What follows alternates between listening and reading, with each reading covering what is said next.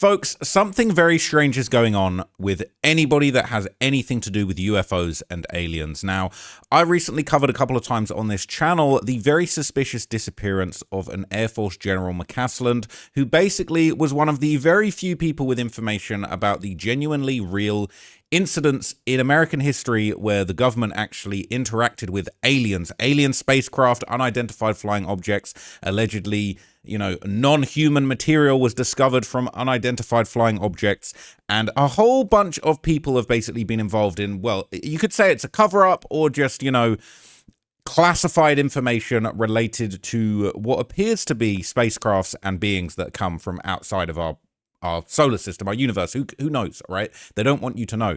But recently, with General McCasland going missing out of absolutely nowhere, he left his home with no shoes, no glasses, just a revolver, and he's never been seen again. There's no more evidence. And I covered in the previous video that there was another woman who had essentially been very heavily involved in developing a new form of metal that would be used in spaceships. She also went very suspiciously missing, went on a hike, disappeared. Absolutely no trace of her. They mobilized every single law enforcement unit in the whole area. They did endless searches. They couldn't find her. And now we're hearing that there are actually other highly suspicious disappearances of people that have something to do with the UFO community. And honestly, it's just absolutely chilling that there is no more information about General McCasland going missing. Now, I want to show you today a new News Nation report, basically revealing some of the evidence about the investigation into General McCasland's disappearance. But what's really strange is they're basically going to say, look, all right, there's a few updates, but they basically have no evidence. They have no evidence. They have no proof. They have literally nothing to work with to try and find this missing UFO expert. This is crazy. So I'm going to show you this. I'm going to react to some of it. And then I'm going to show you a new report about potentially some more highly suspicious disappearances that relate to alien activity. It was really fascinating to be able to sit in on that press conference and ask the tough questions that's on the top of everyone's minds directly to the sheriff, as well as the lieutenant who's in charge of this investigation. We learned some new things, and also they backtracked on some of the things that they thought they knew. For example, up to that point, we had been saying that they believed that he had been out in a green shirt that he normally wore and hiking boots. But during this press conference, they clarified that actually they found those hiking boots and they found that green shirt within one of his residences. So that was a new development. All of a sudden, we didn't have a very crystal clear idea of what the general was wearing at the time he disappeared. On top of that, it was also the first time we heard the words mental fog, which they say was a symptom that the general had been experiencing for several months leading up to his disappearance. Up to that point, we hadn't ever heard that. We had heard that the general was mentally sharp, that there was no cognitive impairments. So to now all of a sudden have this new understanding that maybe he wasn't of sound mind completely, but still the sharpest and smartest man in the room was a new revelation. But in general, Ross, the interesting thing is there is very little facts that we know up to this point. The investigators don't have very many strong leads to go on, either one way that he left on his own volition or the other way, which is that he was taken against his own will. So I think at this point, they're really hoping that people come forward and share information or maybe have a video from their own surveillance of the general at least heading in a specific direction, so that way it gives them something further to move forward with.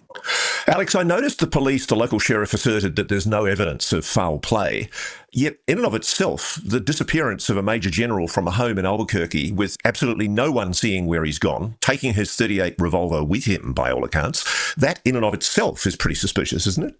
That's the exact question that I asked, Ross. I said, look, are all of these facts that you have put together enough to raise the hairs on your arm as an investigator? And the lieutenant admittedly, said, true. Nothing about this is abnormal. He said that's the reason why we're seeing such a large footprint from investigators trying to get involved, meaning it's not just the local sheriff, the FBI is also involved in this. And he thinks that, in and of itself, all of these red flags does make it suspicious, but at the very same time, they can't say that foul play is involved. They can't rule out foul play, but they can't say that there is foul play. They have to follow the facts that they have, which isn't that many, but they have to follow those facts in this investigation. Alex, I noticed that there was a request from the sheriff at that press conference for anyone who had a security camera to provide their vision to the police to see if there's any video of the general leaving the house or walking around the area. Is there any evidence at all to substantiate the assertion that the general, in fact, left his home that day? Because it's such a narrow window. As I understand it, there was a handyman that was in the house about an hour earlier, and then his wife came back an hour later. later, and the general had disappeared in that time. Is that correct? Yeah, that's right. So he was last seen talking to a repairman 10 a.m. Friday, February 27th. At 11 a.m., his wife left for a doctor's appointment. She returned at 12 noon, and he was not there. He was completely gone. So that timeline is critical, and that's where they're hoping that people can look at their Ring doorbell cameras or their at-home surveillance cameras, or looking at footage that they might have on buildings and businesses and lampposts, looking in that specific window for anything. Because as of right now, they don't have any video surveillance, any video footage that shows the general leaving or heading in a specific direction. And they've tried. They've been canvassing the homes in the neighborhood, 700 homes, I'm told, where they're having really in-depth one-on-one interviews with the people who live there and asking them to comb through their footage. But as of this time, nothing really exists that shows the general leaving that area. That's terrifying, right? Because it's like this happened in broad daylight. They're saying it happened between 11 and noon. How is there no proof? How is there no information about where he went? And you're telling me they found his shoes in the crib? Why did they think that he had his hiking boots on? And then we checked the crib. No, they had him there. He's just missing the revolver. It doesn't make any sense. It makes you wonder if the authorities know more than they're letting on. So to be clear, there is no evidence that he actually left his home. Is there any evidence from his wife that he was planning to go for a walk or a trail run? No, and in fact, that's also another red flag is, there are things that the general would do when he would go hiking. For example, he would wear his hiking boots. He would take his phone with him. He would wear what they're calling a wearable device. I interpret that to mean, an Apple iPhone or an Apple Watch, something that records your steps and your direction and your hiking patterns. None of those actually occurred, right? He left his phone at home. He left his wearable device at home. He left his Apple Watch at home. That's the one thing that would have helped. And he left that at home. Come on. He left his prescription glasses at home. Also, he didn't tell his wife that he was going anywhere or that he was going on a hike. So none of that really makes sense. None of it adds up. And then on top of that, the fact that his .38 revolver is missing from the house, assuming that he took that with him, that's also unusual. He didn't go on hikes with his gun. This was something that we asked too, because we know that there is some big game out here or potentially a threat when out hiking. But his wife told investigators that he never took his gun with him hiking. He would only really use that for overnight camping trips that last multiple days. The thing that confuses me is that if he was abducted or if he was, kidnapped by maybe a foreign government that want information about the alien program, maybe the aliens themselves, if you want to get far-fetched with it. But why would he take his gun? If you were kidnapping someone, you wouldn't let him bring a revolver with them so they could pop you and get the hell away. It seems like maybe he was taken somewhere. He was going with people he thought were cool or okay. This makes absolutely no sense. It's an insane mystery. So the next part of this video, I'm going to talk about this website, the Sentinel Network. Okay. They did a very long article that I touched on in a previous video that you guys seem to find really interesting about a woman who had worked on a basically very confidential space program to basically develop a new kind of metal that was strong enough to withstand, extreme heats and was planned to be used in spacecraft and rocket launchers and things like that. She went missing, never been found, no funeral, no information. And this was one of 3 people. General McCasland was one of them. She was another one. And the other person had died of cancer. These 3 people had worked on this secret program to basically develop, a very rare new metal that would be used in new rocket launches. Now, they had some very, very crazy reporting on this site. And now there's more. And basically they're saying that they've done a massive investigation and there's several other highly suspicious disappearances that are now forming a very deeply disturbing pattern. This is the long count. We started with 2 names. But the list didn't stop. A Caltech astronomer was shot on his porch. 3 AFRL employees dead in one night. A charge dismissed 11 days before a killing. And the same institution at the center of every single case. Okay? This is crazy. All right? It says where we are. 10 days ago, we published The Ghost General. Every outlet ran the same story about General William Neil McCasland. Retired general, medical concerns, check your cameras. We ran the public records. We found his business partner misidentified as a community acquaintance in every article. We found his wife's astronaut semi-finalist career that nobody reported. We mapped out a $450 million in active defense contracts across institutions that he built and advised. 2 days later in the dead drop, we followed the digital trail to TMB spaceships, an anonymous X account that went silent the day McCasland vanished. We recovered a 1998 schematic from its archive and reverse engineered propulsion component list from the bled through of the black of the page. Attribution to McCasland, probable not confirmed. On Monday, we published The Green Burial. Monica Jacinto Reza, this is who I touched upon in the previous video, the inventor of Mondalloy, a super alloy that enabled America to replace enabled America's replacement for Russian rocket engines, the woman who waved at her hiking companion from 30 feet away on a ridgeline in the Angeles National Forest and then just ceased to exist. She disappeared, never seen again. We documented the FLIR negative search, the scent trail that ended at a misplaced beanie, the Find a Grave memorial created while helicopters were still searching. We connected her to McCasland through the AFRL funding chain and through their shared connection to Dallas Hardwick, Razor's mentor who co-invented the alloy and worked under McCasland's command at Wright-Patterson. Her alloy, his budget, their mentor, all three of them on the same program at the same time. Two of them now gone, disappeared, and the third died of cancer in 2014. That was Monday, and we thought we had the full picture. Then a commenter wrote 4 words, shades of the Marconi scientists. And a reader asks any known connection to Nuno, Lorero, or Carl Grillmair. We started looking, and what we found is worse than we expected. This is Carl Grillmair, okay, the astronomer. Carl Johann Grillmair spent nearly 30 years at Caltech's Infrared Processing and Analysis Center, IPAC. If you've read a headline about NASA detecting an asteroid with NEOWISE or water on another planet, the data pipeline that processed that detection was the one he helped operate. He was the instrument characterization specialist for NEO Surveyor, the first space telescope built specifically to find new objects that could hit Earth. He ran quality assurance on the NEOWISE Science Data Center. He published 147 peer-reviewed papers. He lived in the desert because the nighttime darkness was better for watching the sky. He built his own observatory at his home. He flew small planes and gliders that he maintained himself. He'd cheerfully take anyone up there who asked. His work was quiet, but the implications were not. The algorithms Grillmair built and validated did one thing: find a dark, cold object against the black of space using nothing but the heat it borrowed from the sun. That's how you find an asteroid. It's also how you find a Chinese satellite or a Russian hypersonic glide vehicle. Same math, same pipeline, different customer. The Air Force Research Laboratory knows this. AFOSR, one of the lab's own directorates, funds research into long wavelength infrared detection in the same spectral bands that Grillmair's NEOWISE telescope operates in. Planetary defense and missile defense are the same physics problem with different names, and Grillmair was one of the people who made the physics work. And IPAC doesn't exist in isolation. It's responsible for processing all NEO Surveyor data. NEO Surveyor is being developed by JPL. JPL is managed by Caltech. Grillmair's IPAC and Monica Razor's JPL are the same institutional family, the same campus corridor, the same stretch of San Gabriel Valley where America's planetary defense infrastructure lives. On the morning of February 16th, 2026, at approximately 6:10 a.m., LA County Sheriff's deputies responded to a 911 call in the 3700 block of 165th Street in East Llano, a rural desert community in the Antelope Valley. Always these rural desert communities. You will not catch me living in no rural desert community from now on. They found Grillmair on his front porch, gunshot wound to the torso, dead at the scene.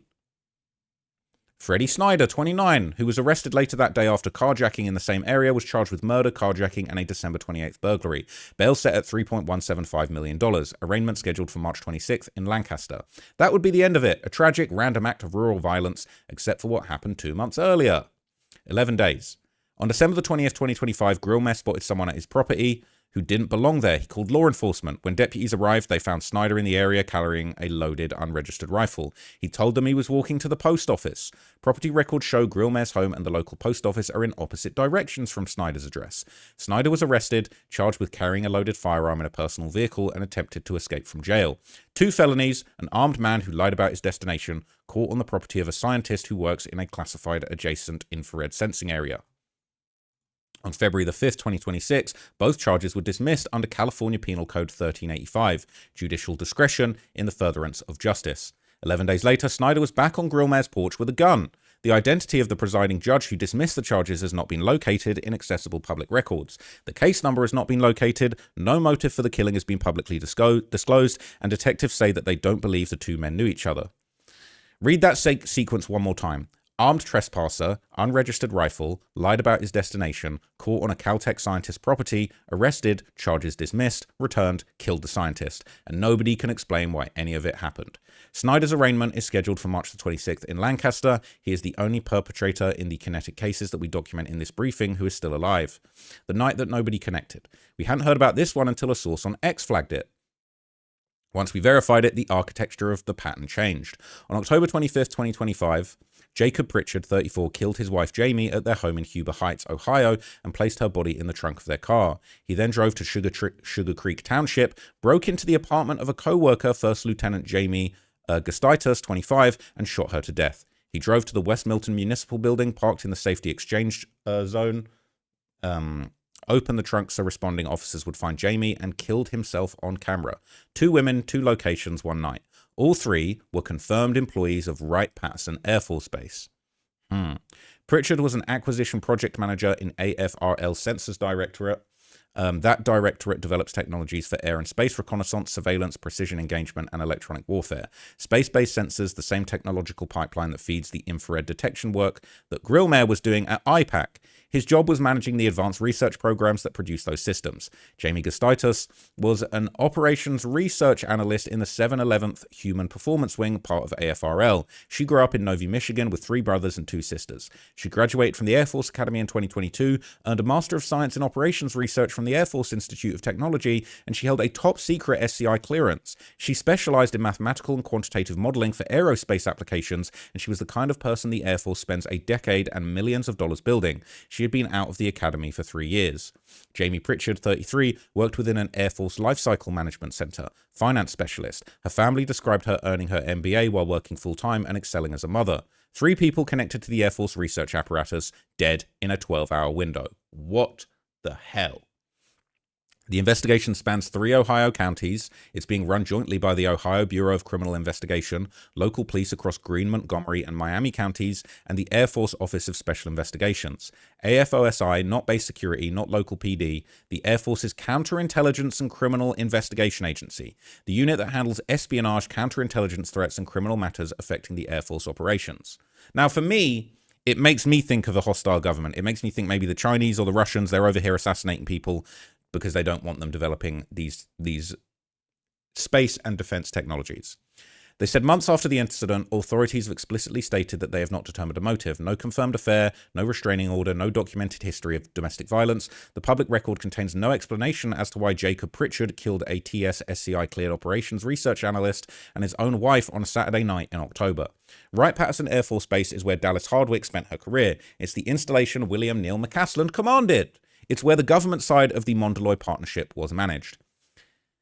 Here is what we now have. Every fact below is sourced and verified. Monica Jacinto Reza, inventor of Mondaloy, AFRL, funded contractor, then JPL NASA, vanished June the 22nd, 2025. Jacob Pritchard, AFRL Sensors Directorate, dead October 25th, 2025. Jamie Pritchard, AFL-CMC Wright-Patterson, dead October 25th, 2025. First Lieutenant Jamie Gustitus, AFRL 711th Human Performance Wing TS-SCI cleared, dead October the 25th, 2025. Carl Grillmair, Caltech IPAC NeoWise Pipeline Neo Surveyor Instrument Characterization, shot dead February the 16th, 2026. William Neal McCasland, former AFRL commander, vanished February 27th, 2026. This is scary as fuck. What are you talking about?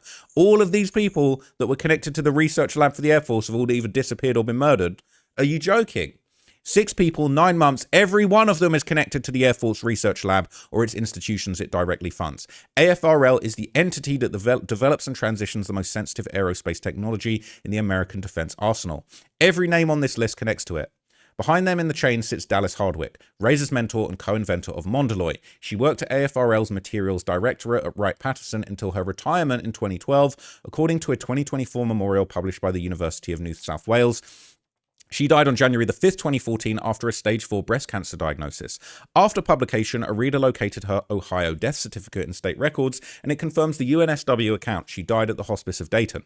The certifying physician, not a coroner, signed the certificate, no investigation, no autopsy. Her death was natural. What remains unusual is the silence around it. The only US record is a dignity memorial listing through Tobias Funeral Home in Dayton. It contains her names, her dates, and nothing else. No biographical details, no survivors, no services, no AFRL memorial notice, no Dayton Daily News death listing, a senior civilian scientist who won the Meritorious Civilian Service Medal and spent years at one of the most prominent Air Force installations in the country, and the sum total of her domestic death record is a stub page on a funeral home aggregator and a memorial published by a university the other side of the world a decade after she died. Why are they sweeping all these deaths under the rug? It says, now step back and look at what connects them. Hardwick and Razor invented the alloy. The patent is a public record. Burn-resistant and high-tensile strength metal alloys, Jacinto et al. McCasland commanded the laboratory that funded the alloy's maturation. The lab directed the hydrocarbon boost program and the assessment of Mondaloy for pre-burners, thrust chambers, and hydrostatic bearings. His $4.4 billion portfolio paid for the work that would put Razor's metal inside American rocket engines when he took command in May 2011. Hardwick was still one of his senior civilian scientists. All three were on the same program at the same time. That program existed for one reason. Every time the US launched a spy satellite, a GPS satellite, or a military communications satellite, for the better part of 2 decades, it did so on a Russian engine, the RD-180, built in Moscow, sold to America because America couldn't build its own.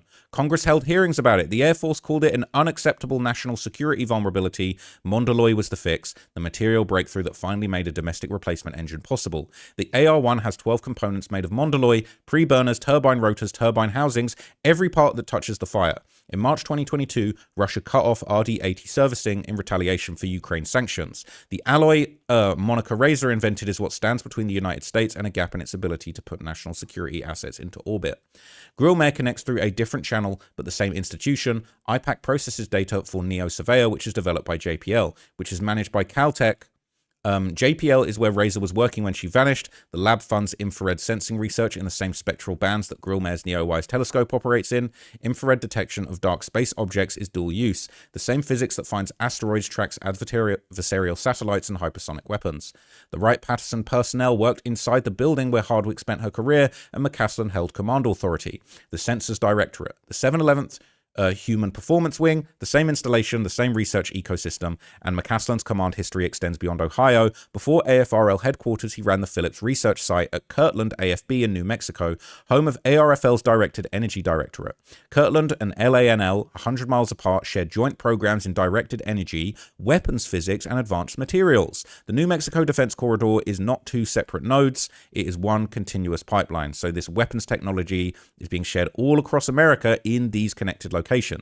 Look at the map. Razor vanished in LA County. Grillmair was killed in LA County, both in the shadow of the JPL Caltech corridor where America's planetary defense infrastructure is built. McCasland vanished in Albuquerque, home of Kirtland AFB and Sandia National Labs. So right there.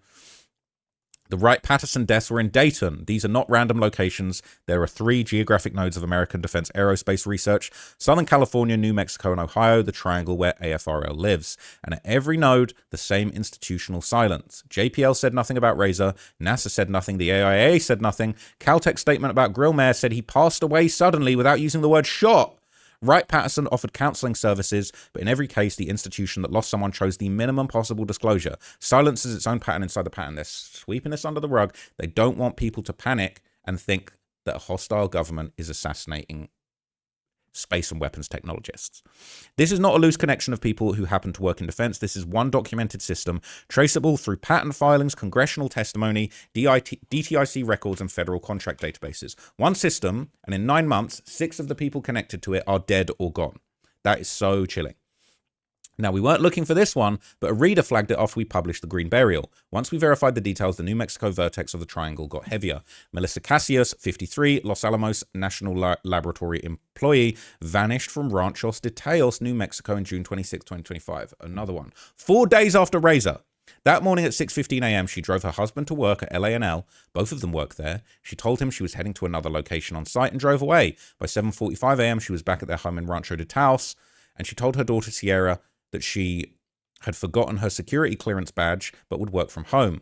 Sierra didn't question it at the time, but another family later told KOB that this didn't add up. She couldn't have forgotten her badge because they got into the labs and she was driving. Think about what that means. If she drove through the LANL security gate, she would have needed her badge to enter. Then she told her daughter the opposite. The family's question is a sourced one, and the NMSP has not addressed it publicly. Around 12:50 p.m., she brought Sierra a sandwich at a cafe in Taos Plaza. Normal, quiet, and then she was last seen on surveillance footage walking alone eastbound on NM 518, carrying a backpack and heading towards the Carson National Forest.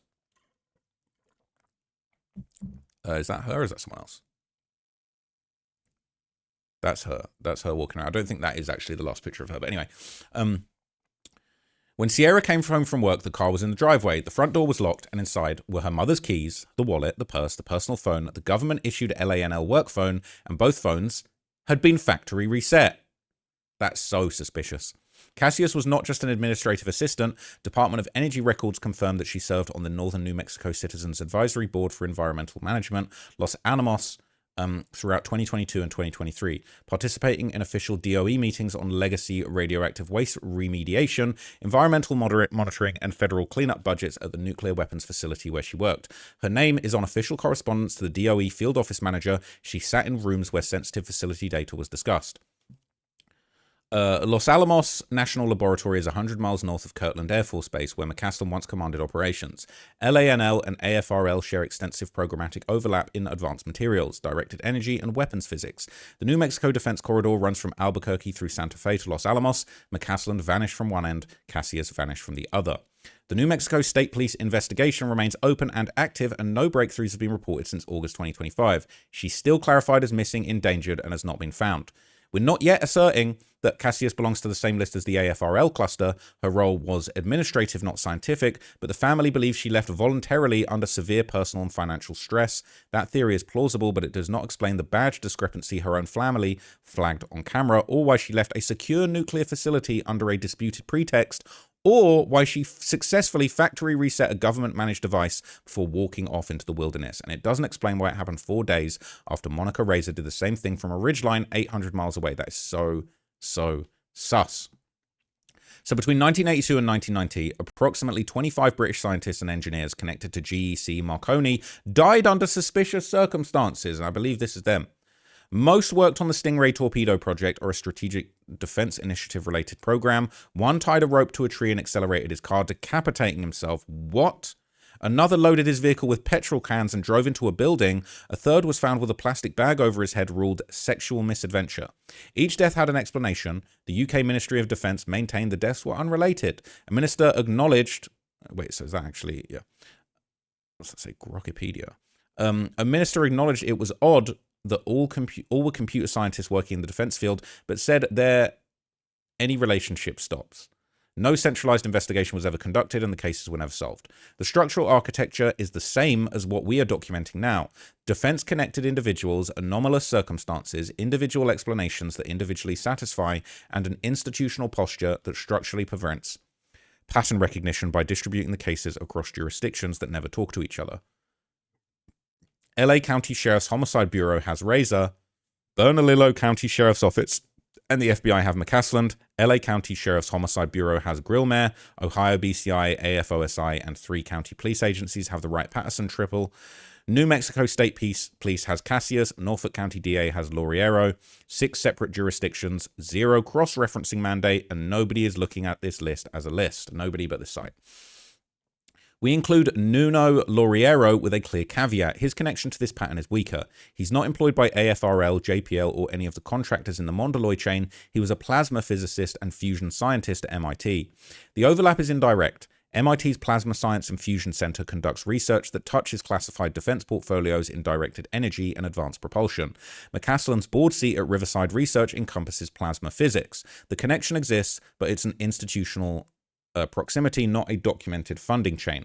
What makes Lauriero's case worth flagging is the killer. Claudio Neves Valente planned the operation for at least 3 years, burner phones, no credit card use, and a pre-staged storage unit in New Hampshire maintained since approximately 2022, and a mass shooting at Brown University 2 days before the targeted killing in Brookline that possibly buried a precision hit in the noise of a spree attack.